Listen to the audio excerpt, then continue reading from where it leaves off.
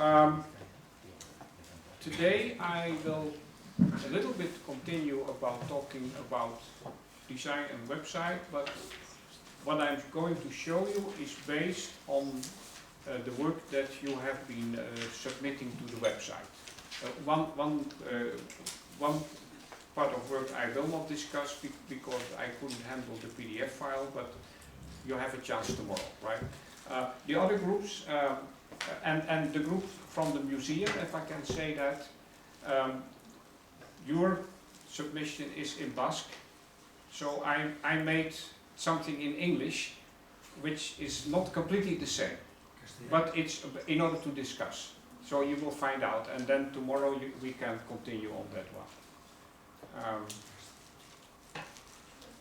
I will have a chapter on each of 4 examples, and then I will show you some ideas to handle the kind of things you need to handle. So, first we start about an example on archaeological ceramics. Now, this is the thing that has been, this is part of what had been submitted.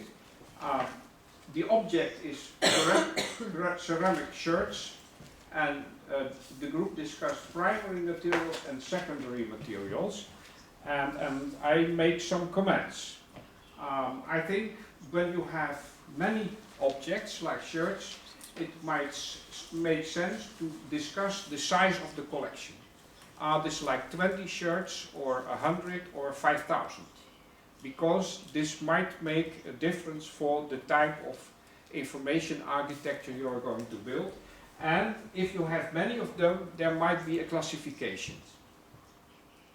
And this is for any collection. So if we talk about the collection of musical instruments, if there are 10 instruments, it's just fine to say, here are 10 instruments. If there are 2,000, it makes sense to say we have 500 flutes, we have 500 hurdy-gurders, we have, and so on, right? Then you make a classification. So if there's many, consider a classification. And for the group on the pictures that I couldn't discuss, I understood you have thousands of pictures, right? No, it's just a collection, so maybe it's hundreds.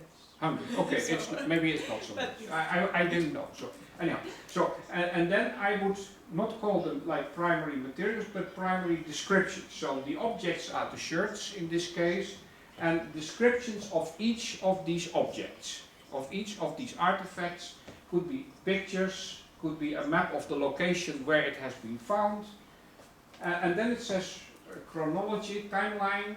I'm not sure what it meant. So maybe you are pointing to the period of creation or to a classification of periods. So in this you should be made, because chronology is kind of telling me the story of things, but most of the sherds, I guess, each piece doesn't have a long story, but the pieces might be from different times. So your chronology is not about the individual objects, but it's about the collection. Some objects are 2,000 years old, some objects are 1,000 years old, or whatever, right? So, and you talk about extra, and I'm not sure here whether what that could be. So be specific. For tomorrow, I want every group to give examples of each of them. Give an example of a picture, give an example of a map. Give an example of what you mean by chronological timeline of a single object. Or if it's not there, then you should rephrase that one. And then there should maybe an indication of the period in which the object was created. Right? And then secondary, I made again not secondary descriptions. I'm not sure, but there's other things like a profile, a typology, and we should probably give indications, examples of what you mean by these things. And then you said more info. I'm thinking, could there be secondary objects? I don't know, it's not my domain, but it could be that with each of these pieces of ceramic you could have like some original soil where it was found, and the soil could help us to date, right? I'm aware that with some pieces of soil you could maybe date the fragments. And there could be original documents from the excavation, like old manuscripts that you should keep as secondary objects. Right? So I'm trying to say, illustrate and be precise. So for this example, I think the ceramic sherds are the main objects. And there could be 10 or 500 or whatever, and for each of them you could describe. And give an example of the description, a picture, a scan or whatever. And sometimes there are extra objects, not just descriptions, but things that you could put in boxes or that you could put in your database that are related to the original thing, like this one, like some soil or like an official document of the guy who was digging up the piece and he wrote down what he found or how he found it. Okay? So provide examples of each, please. This is for all groups. If you have attributes for your objects, give examples of the attributes. And then you're talking about stakeholders, and this is the stakeholders the group spoke about, so amateurs, students, and they gave some ideas about basic information, collectors, auction houses, museums, and scholars. So again, let me comment a little bit. So for each stakeholder, and again this is for all groups, for each stakeholder, please find out what this type of stakeholder needs. Like what students need, what collectors need to know, and what they contribute. Because collectors should contribute things, auction houses should contribute things.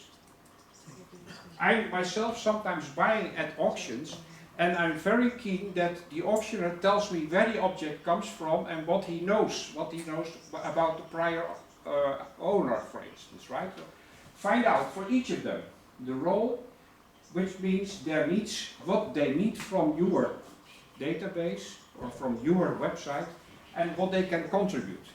Later on, I will show you an example of my own collection. The same for students, the same for collectors, the same for museums. I consider museums temporary owners, like private people. Like even if you go to London to the British Museum, you will find there big stone parts of buildings that have been in the museum for 200 years, but before that they had another owner, and the British Museum at a certain moment might decide to send them back to Egypt. So even a museum is a temporary owner.